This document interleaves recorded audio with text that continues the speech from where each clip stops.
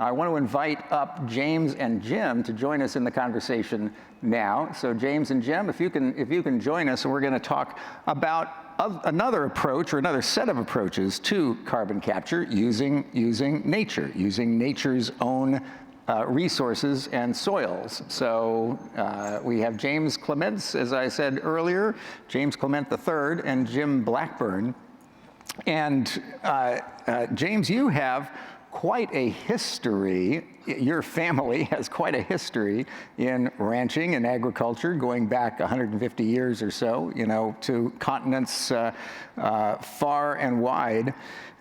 What has motivated you to get into the regenerative agriculture business now, and how are you carrying it forward in your practice as a rancher? Sure. So thanks for having us.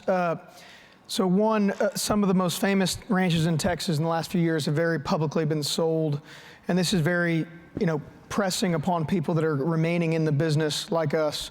And in addition to being a family member with King Ranch, I was working on King Ranch and a personal operation, and I'm a landman too, and at the same time I'd be doing a little bit of the site work on the potential DAC facility with Oxy, and then I'd drive over the next day and meet Jim and Earth Optics doing soil sampling.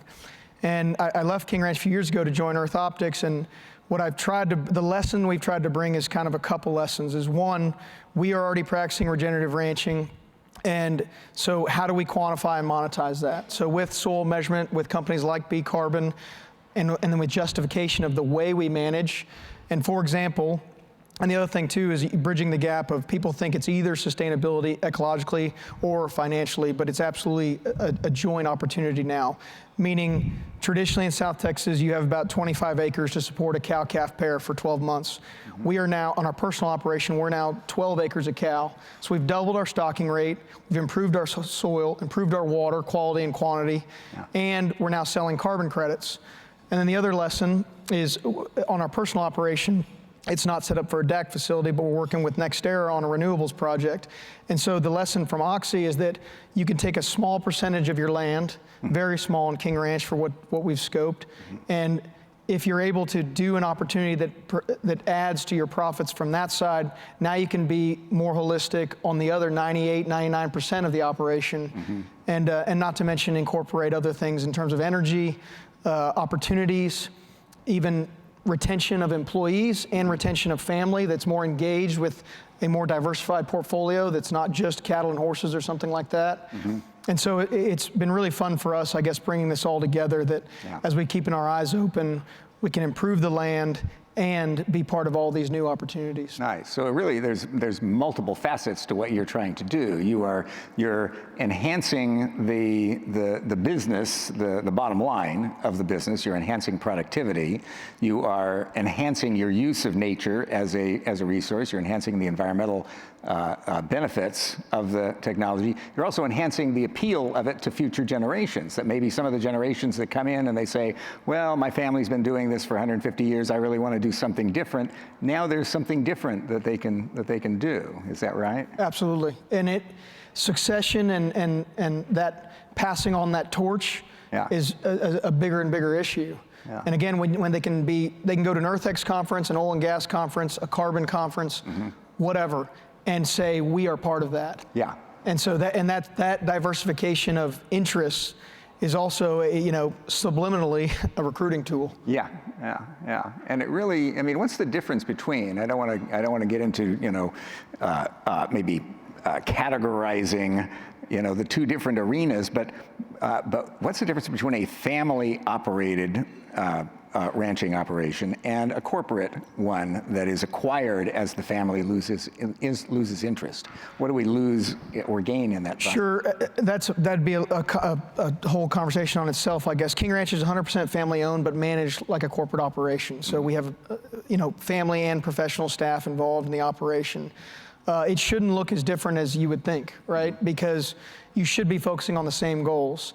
And if you could say that, again, you can improve the entire environment of your operation and the bottom line, that should be an alignment with whoever owns the operation, even if it's public lands and whatever. And that's with my Marine hat too. We're now working on projects with DOW to potentially improve the 26 million acres there, where it's like, hey, can we increase the the soil health in all of these different ranges and all of these different operations too. And it's really great to see all of these things coming together.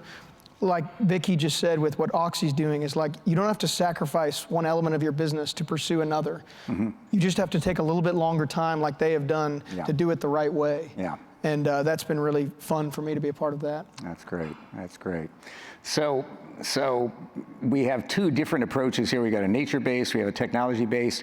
We're living inside a political media system that very much silos us into, different categories to get a different view of the world. And half the population is getting one view of the world, the other half is getting a very different view of the world. And stereotypically, it's the ranching community that is in the Red America category, and they are typecast as being anti-climate, and the blue half is typecast as being pro-climate. And yet we have, at the community level, constant controversy trying to stop new projects from happening. Do you see a cultural shift, and how can we, I guess, help a cultural shift happen where both folks in the ranching and farming community see themselves as in that middle 70% that actually gets things done, and how can we create a culture where there is acceptance and desire to engage some of these technologies so that people are not automatically saying no to a new, let's say, carbon capture technology or transportation system, where they're saying, well, let's think about that and how it can help our community. It's a question for really any of the three of you. I'll jump on that because that was actually my pitch when I joined Earth Optics to my boss, is carbon needs landmen.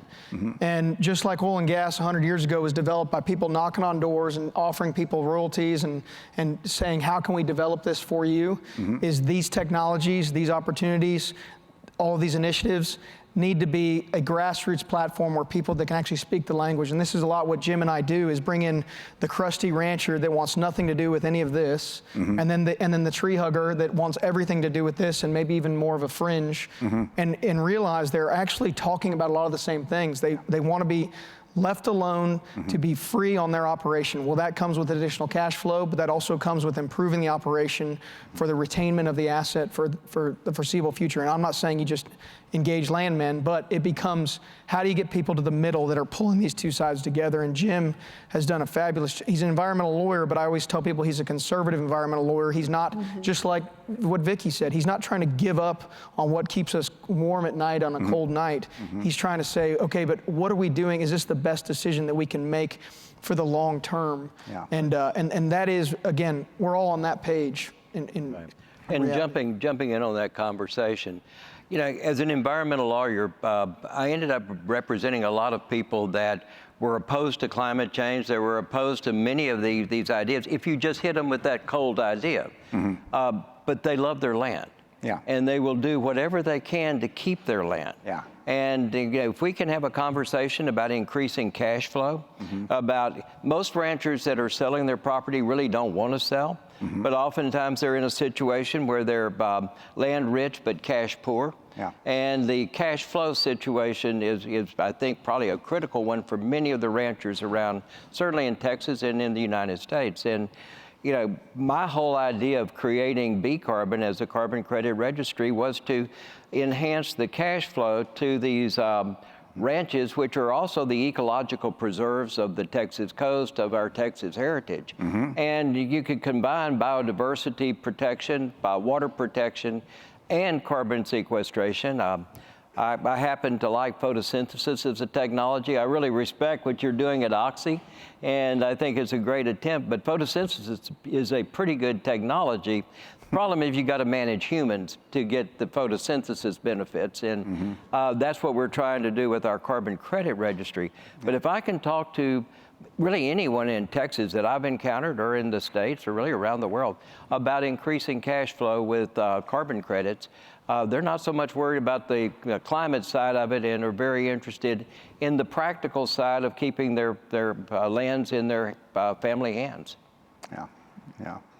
Vicki, do you think that I guess what can oil and gas and carbon management companies do as you look to build the infrastructure of a carbon management system to change this relationship that communities often have with new projects that are coming in. If you have a community that's already got an energy project, they're probably going to be okay with a new energy project, especially one that deals with carbon.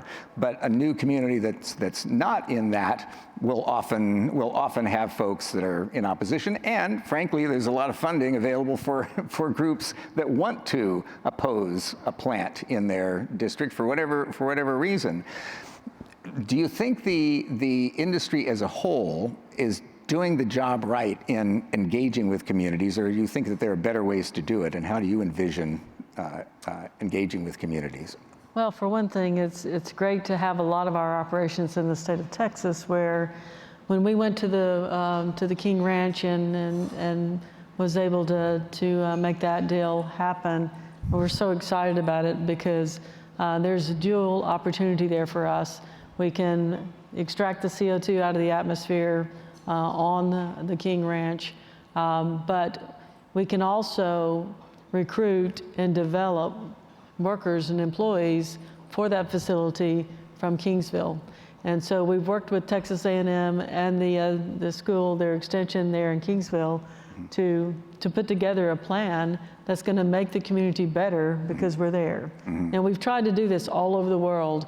One of our motto is we want every community that we're operating in to be better because we're there.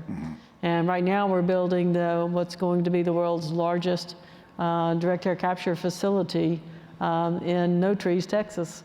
And that's too where we've tried to engage the community. We've tried to make sure that we're doing the right things for the community. And that facility will ultimately extract 500,000 tons of CO2 out of the atmosphere. And to your point earlier about disturbing everybody to make that happen, the good thing about direct air capture is you can put it anywhere. You can put it where you want to use the CO2. You don't have to build pipelines across people's property. You know, I have property too, not a lot, but I don't like stuff to get on my property and to cause areas where I can't do things because I can't violate right-of-ways. You know, all of us want to protect our property and keep it the way it is. And so I think that direct air capture is one way that we can help the community. We can pull CO2 out of the atmosphere. We can then use it or sequester it in a saline reservoir. But that gives us opportunities. However, you know, I know that there's no way we'll ever be able to build enough direct air capture facilities to get the world where it needs to be. So the things that Jim and James are talking about also have to happen. Photosynthesis is also important down the road. What we're trying to do is stay within our core competence so that we can do it well. Because if you try to do something and it turns out poorly, then that gives fuel to those who are opposing it and who want it to go away. Right, yeah. And I live in Kingsville, and you know, the railroad and Exxon were two of the big forces there that kept the schools in good shape, the infrastructure, the quality of life, and they've left. And now with Oxy coming in, this is how we solve the rural America crisis, if you will. This people vacating because they can't find jobs there. And this is, I mean, everything else we've talked about, and you're actually, it's not a dying town, but it's a struggling town. And now we're trying, you know, this is a huge opportunity to develop rural America as well. And the other thing too, why we're all on the board, on this panel together, is that one kind of carbon benefits all kinds of carbon. So if Oxy has success, that'll benefit what we do. If we have success, and vice versa. Right. And because it'll just make more people take note of the opportunities that are out there and the solutions. None of the solutions are perfect, but at least we're striving to find them. And it's great to see that so many large-scale companies are going with that hope rather than just a definite. Because the perfect system will never exist, or doesn't today, but it's a very good system. And I'd like to just throw in, I've been disappointed really in the environmental community's response to nature-based credits. To me, it always seemed like the ultimate win-win, but I think there's such a distrust and I think such a division that exists right now that most everything that is proposed is challenged, is questioned, and then there have been problems in the nature-based credit market because it's brand new. Yeah. And so I think that if we all had a little bit more patience, and I think if companies were willing to say, we're trying out several things here. We think they will work, they may not. This is new. I mean, I think we're in the biggest transition that we will ever see with the human economy. We're facing a challenge that has never been faced before, and I don't think we've ever done it straightforwardly where we just kind of overtly say we're really restructuring the economic system. I think we're restructuring it more in accord with the rules of nature, which I call earth rules, including the carbon credit, I mean the carbon cycle, and basically pulling down ultimately the 425. I'd love to see that brought down back to 325 and lower parts per million that we had, 1960 time period. Yeah. That may never occur, but it ought to be a goal. But to get there, we've got to embrace, I think, not necessarily nature-based solutions, but essentially the rules that have kept Earth functioning for the last 800,000 years or so, where we have these cycles and systems that exist, and we can articulate them, we can measure them, and I think AI, frankly, will help us get there. Yeah. And I'll add too that tangibly on our operations where we're selling soil carbon credits this year, we'll make somewhere between $15 and over $50 an acre. That is now completely inverting the idea where carbon can now be the #1 cash flow opportunity for a ranch, whether it's industrial or it's nature-based or whatever.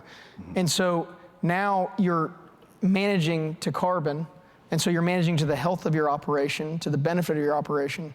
Texas loses 1,000 acres a day to development and gains 1,000 people a day. If you put that statistic in any model. 1,000 acres a day. Developed. 1,000 acres a day to development and Converted. And 1,000 new people to the state. Yeah. And that, if you put that in any model, within a generation, we will lose Texas agriculture. Yeah. And this is like the way to put the brakes and slow down that, and again, protect all of these precious environmental ecosystems. Right. And to have a robust economy as you're doing it. Right. Absolutely. But it is a huge transition. Yeah. And it doesn't exist right now. And I think there's no question it will exist in 10 years, you think, James? I mean, I thought it'd take till the 2030 requirements to see the benefit that we're already seeing in this. And I should have believed more in the whole opportunity. Now we're already there. I think it's accelerating at a rate that none of us could have predicted.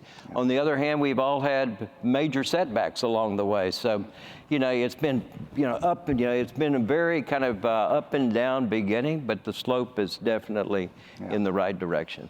I want to talk a little bit about the culture of circularity and how it relates to all of this. For the industrial era was an era of linearity. It was an era of we extract, we use, we dispose of. We think in fairly short terms of birth and growth and death, and we think rationally, top-down decision making. Linear processes, narrowing the range of options to the very most economically efficient, and that has been tremendously valuable at driving prosperity globally, but it has also been at odds with nature's way of creating value over the long term. Nature has a system where it's not choosing a single technology to maximize. It's not a top-down management structure. It is thrives on diversity. It thrives on complexity. It thrives on each part interacting with other parts to create a greater whole. And in the environmental community, in my state of California, I think we started rebelling against the industrial model by superimposing a counter-industrial model, if you will, where from the top down, we began to throw refineries out of the state and throw, agricultural systems out of the state, throw industries out of the state, and to impose mandates. And that is beginning to, it's had some positive effects. It's set aside lands and so on for protection, but it's also created the highest cost of living in the country, the highest rate of poverty in the country. And Texas, meanwhile, going a little slower, but has developed a much more diverse energy mix where you're leading in wind. You're almost leading in solar. You are, far, and I don't mean you personally, but I mean the state is a leader in hydrogen. They're advancing in nuclear. They have all of these different approaches, and you're suggesting a way to preserve land that is also different from the way that we did it in California. Rather than setting aside and saying we're not going to touch this land, you're saying we're going to create a business model in which people can thrive by protecting the land, by protecting the ability of the soil to absorb carbon.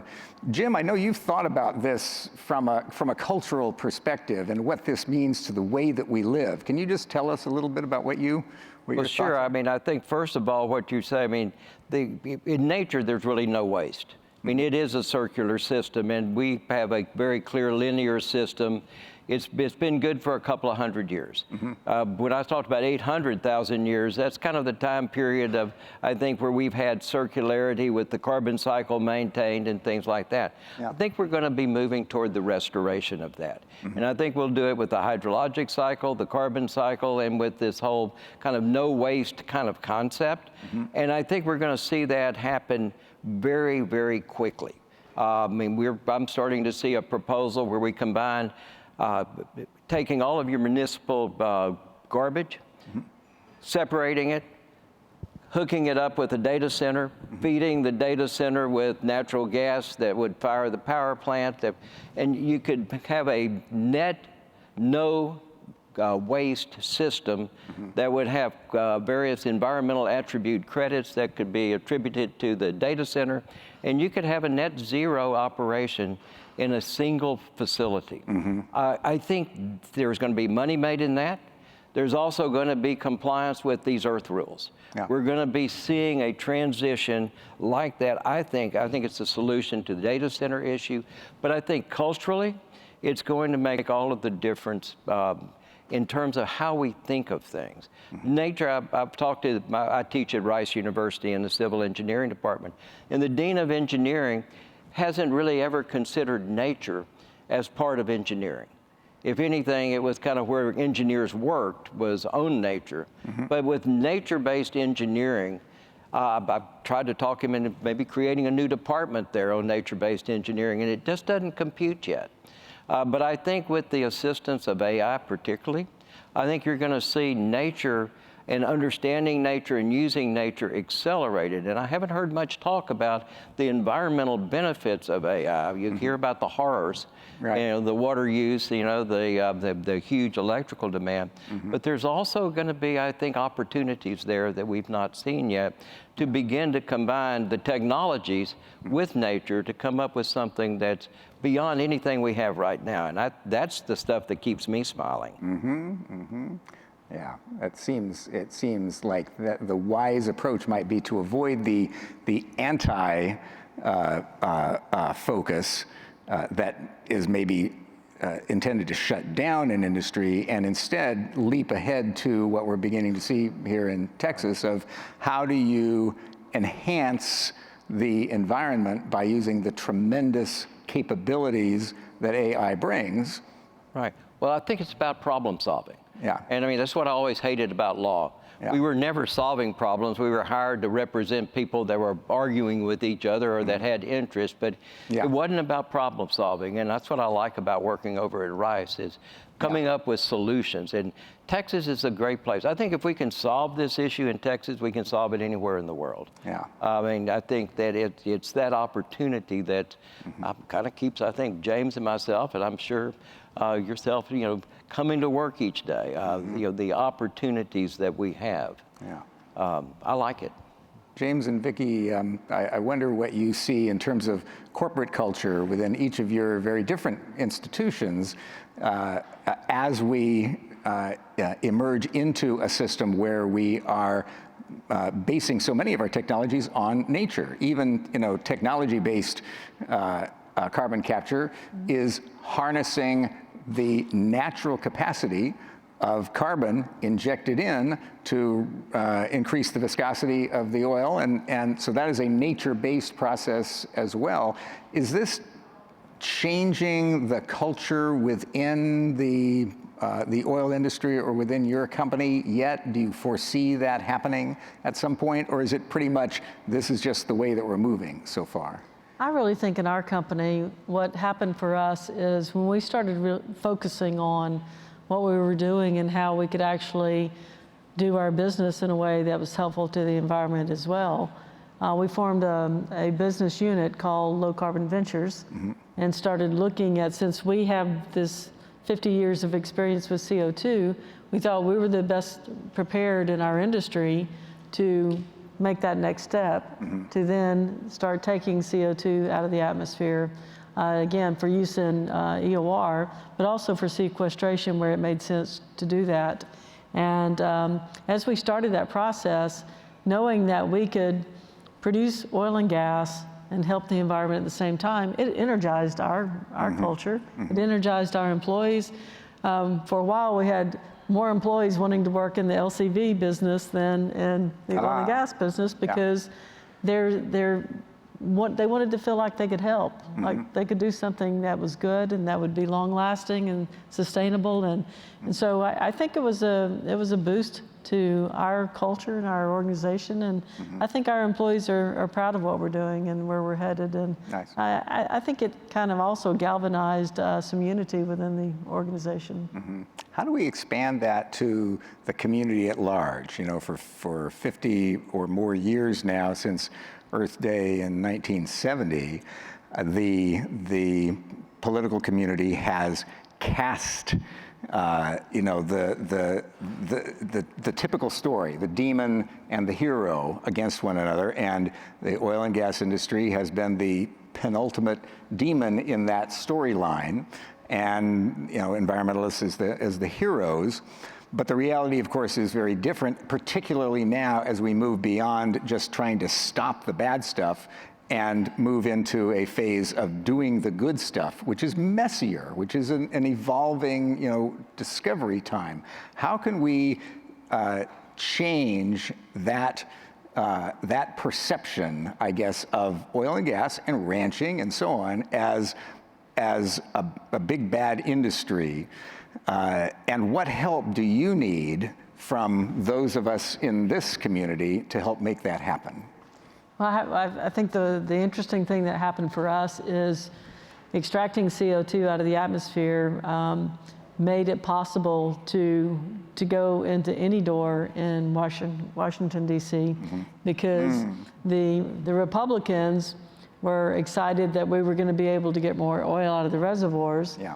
The Democrats were excited that we were taking the CO2 out of the atmosphere. Yeah. So we didn't have to change our story. Now, sometimes we didn't go that next step to tell the Democrats initially that the CO2 would be used in oil reservoirs until we got to the point where we felt comfortable we could help them understand it. Yeah. And so it was then that next step to go and help them understand what it meant for us, because what we're seeing in the United States is that our production is going to plateau somewhere between 2027 and 2030, and then we'll start to decline. And with so much of our oil production in the United States being from shale reservoirs, that decline is going to come quickly. We could start to lose our energy independence. And when the United States loses our energy independence, then the world is not going to be as safe a place as it is today. So that's an important thing for us, and that's why we wanted to try to help both sides of the aisle understand how important what we were doing is. And so we had some support, but it's still, now we have to move that out to the communities. And we have an ambassador program where our employees, we try to make sure that they have the information they need and the statistics they need to help be an ambassador in their communities for the industry and those of us that are trying to do things, you know, the right way. And I think it's just a continual effort to try to educate and to try to engage and to build credibility. Yeah. You can't talk to anybody and make any headway without credibility. I've become friends with Chief Betancourt of NRCS, and last year I was talking to her, and she said, "How do I teach people 6 generations removed from agriculture why it's important?" Yeah. And she means And politically. RCS is, again? NRCS, yeah, National Range and Conservation Service. They help benefit ranchers by paying them to remove invasive brush species, all these other programs where that you can help better maintain your land and your operation.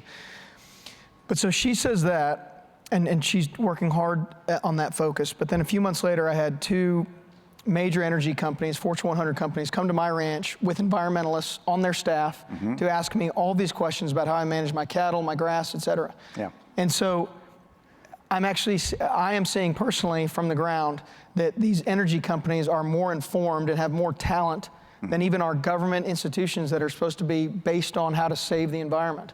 And so lead, follower, get out of the way. It's let this thing work, and we've talked a lot about this as well, but it's the private enterprise is now filling the gap that used to be government-funded programs to help survive drought, to improve stocking rates, et cetera.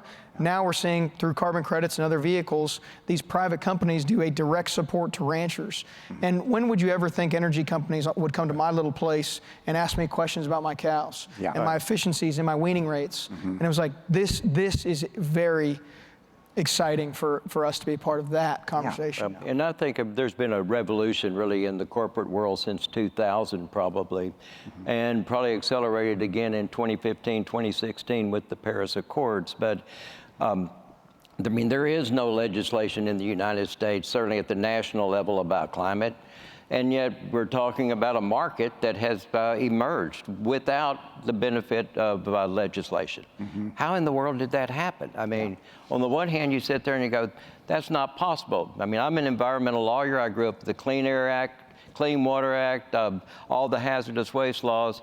And the idea that we could make progress on climate without a law is an amazing transition. Yeah. And I think that's really the maturing of the corporate community. And frankly, also probably a negative on the government community, which I think is falling way behind, in many respects, failing us in bringing together solutions. I think the solutions are going to be coming out of the corporate world. I hope the environmental community becomes a part of that solution finding, as opposed to just simply being negative about just in general where we stand, which I totally get. Yeah. But that's not making us move forward, and I think we're going to have to move forward. And that's the part I like about the conversations I'm having today, almost across the board every day, is that it's about trying to solve these problems. So we're seeing emerge here, it sounds like, the emergence, I would hope, and I think that we have a lot of work to do to help this happen, but we have our extremes on the far left, far right, and those extremes are the messages that we hear in media. Depending on which silo you're in, you get to hear if you're in the blue silo, you hear the very worst of the red. If you're in the red silo, you hear the very worst of the blue, and that keeps people animated and not thinking very well, not thinking very critically, and perfect targets for advertising. It's a great way to sell advertising, but it's not a great way to keep democracy healthy. But here we have in this middle 70% folks that are working together, who are discovering that, hey, the ranching industry and the energy industry can work together. We can integrate our forces. The political left and the right can both get what they want through this same marriage of technologies. Maybe government can perform the role of assuring that we have a set of rules that facilitate this flow of these new technologies so that farmers and ranchers and others can prosper from this process, and so communities can process. So we have that happening here, but we don't have that middle 70% actively recruited, I suppose, to advance these solutions. And we don't have a media that is really open to providing them with a way to do that. Any of you see that as a problem? Am I overstating that? And is there a way that we can deal with it? I don't think you're overstating it in the least. I think that the extremes are what generate newsworthy, if you will, quote unquote, items. To talk about solving problems and coming up with solutions, it's just not the type of thing. And I think the media is probably in as bad of a situation as it's ever been in terms of its kind of evolving future, where papers and kind of their traditional role of newspapers has obviously long since passed. And we're seeing this all types of hype media. And kind of instantaneous news sources, and we're not seeing the penetration of what I think is actually core ideals, core values, and the things that, frankly, make a country great. Those are not emerging right now, and I think that will change, but I'm not quite sure how. Yeah, well, maybe we need some kind of movement to make America great again. I don't know. It's just, I was afraid you were going to say that, Bill. Yeah, I don't know. By empowering that middle thoughtful. It just had to happen. Yeah, it's got to happen somehow. So, well, Jim, you have looked at not just agriculture, but also forests and wetlands and green spaces and ocean ecosystems, all as offering some of these technologies. What is visionary about that? What is possible about harnessing the greater capacity of photosynthesis and other forces to capture carbon? Well, I think, first of all, it's a totally kind of different view of nature as sort of our economic partner. And I just think mentally that's not what we have thought of in the past. We've not been linked with nature and keeping nature natural as part of a way to actually achieve our economic goals. I don't think we have begun to understand the potential. I think one of the real difficulties is measurement. I mean, when I talk to buyers, they want to know that they're buying something real. And James is working with Earth Optics, and they test the soil. They actually make physical determinations of the increase in carbon. With a tree, you can see a tree grow. In the wetlands, I can go in and measure again the soil carbon and see the soil raising its carbon levels year after year after year. Oceans get a little trickier. How do we measure something that may be falling to the bottom of the sea? That may be a wonderful solution, but making sure that we can have the public scrutiny. I think we made mistakes early on in the nature-based carbon market of not being transparent enough, not being honest enough about the difficulties. I think we thought that it was just going to be, frankly, simple. There's nothing simple about the technological side. There's nothing simple about the nature side. And I think that we will find amazing solutions with nature. And I'm seeing new ones every day. But measuring it and then convincing a buyer that they actually can depend on this, that it's if you will, a risk-free alternative, of which I would say there are none that are absolutely risk-free. But you can do things to lessen your risk. I appreciate buyers being nervous about that. They should be. And a smart buyer is, I think, what all of us want to see in the market, because I can produce quality credits for a smart buyer. So can James. So can Oxy.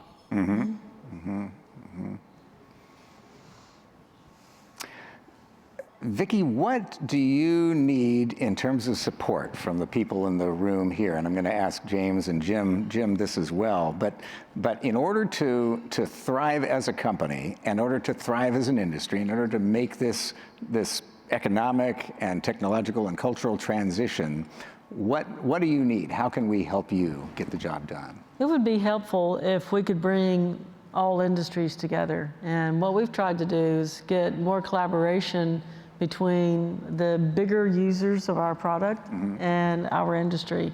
For example, that you can replace some electricity with solar and wind, some traditional power plants with solar and wind. But what's going to be the most difficult thing to replace in the world is liquid fuels. So liquid fuels is going to be much needed for decades to come. And it's really hard to help people understand that. Because a lot of people in the world seem to think that solar and wind is the solution, and then oil and gas goes away. Can't happen. Oil will be here for those liquid fuels. And so what we have tried to do is work with the chemical industry, because they need our gas, our natural gas for their products, and try to work with aviation and maritime, because both of those, and heavy transportation here in the United States by trucks, those are all industries that need our product. And so what we've done is met with them to ask, what is your plan for the future? If we're really forced to do away with oil and gas, what is your alternative? What are you thinking? you need to do? And the answer always is, there is no answer. There's no reasonable, logical answer that doesn't overly burden the entire economies around the world for fuel. And so hydrogen is out for aviation. They finally have pretty much concluded that. It's hard enough to control methane from leaking. Yeah. Hydrogen is even more difficult. Yeah. So that's what we need. We need collaboration between industries. And what a conference like this could do, I think you have a diverse group of people here at EarthX. We need for that collaboration to happen and to happen in a big way. Yeah. And so that's what we continue to work toward. So bringing everybody together, bringing all the industries together. Yeah. And really, it sounds like looking at each energy source not as just perfectly interchangeable with each other in a generic energy system, but a complex system in which you have solar that has its attributes, wind has its attributes, natural gas, oil. Every piece of the puzzle fills particular needs in the economy, maybe better than the others, and some of them are just not substitutable. Right. So if we can understand energy now as an ecosystem, not just as a single BTU generating system, then we can thrive. Right, and we've tried to do that once in New York. We had a conference there during Climate Week, and the person that we invited to do some part of that collaboration got up and made a very passionate, emotional speech about how oil and gas needed to go away, and then left the room. Yeah. And it's like, how do you collaborate? How do you have a conversation with someone that just wants you to go away and is not logical enough to even sit and listen, or even care enough to sit and listen? So it's been challenging for us, but I think our industry is starting to make a little progress. We had hoped that we could get Davos to be a part of that. That's happening a little bit, but not fast enough to make a difference in the near term. Yeah, but you raised an interesting point about the evolution of energy and oil and gas here in the country, that we kind of got this amazing, unexpected infusion of new energy growth through fracking, through horizontal fracturing, but that's not going to last forever. Right. And you're pointing out that's an abundant but fast-moving and fast-depleting source, and so we're going to have to deal with this. And this is our second chance, if you will, and we better get it right. And we want to give it a third chance with the CO2 enhanced oil recovery, because back in 2010, right when the fracking industry was starting, we were only producing about 5 million barrels a day of oil.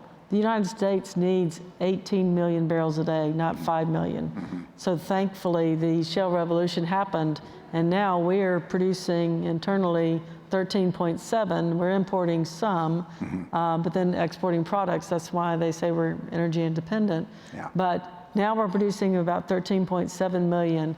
Once that decline starts, as I said earlier, it'll start in a big way. And if we start losing our oil production, again, we're at risk. But the shale revolution is going to deliver about 100 billion barrels. Conventional reservoirs will deliver 230 billion barrels. So you combine those, we got 330 billion barrels from that. Using CO2 in both conventional and shale reservoirs will deliver another 70 billion, and that's what we're trying to get people to understand. That's why CO2 needs to be captured and needs to be put in oil reservoirs. It's for not just us to create value for our shareholders, it's in the sequestration of CO2, it's to help maintain that energy independence for the U.S. That's a powerful argument, but it's one that really you only get to through conversation. You don't get there through bumper stickers and extreme news bulletins. What about you, James? What do you think how can we help you to succeed in the mission and the vision that you have? So, ranchers and agriculture, people in agriculture in general, have been burned at times because they think something is too good to be true. And the reason I'm involved in this is because I believe in it, but also I want ranchers at the table to be able to be the voice so they don't get into a position where they're having to catch up or learn on the fly because they didn't take advantage of it.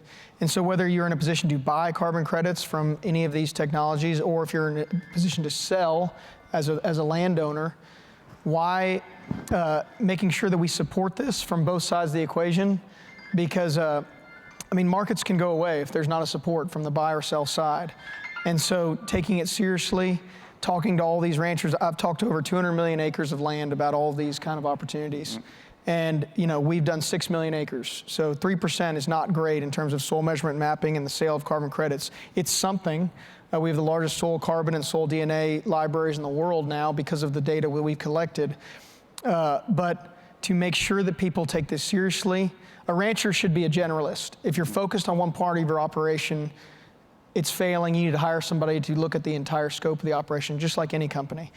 And so to be able to consider all of these potential opportunities to protect your land in perpetuity because of these things that you can be involved with is a huge opportunity for people. And so just letting people pay attention, understand what this means, understanding the opportunity, understanding the opportunity cost if they don't partake, all of these things, really. Yeah.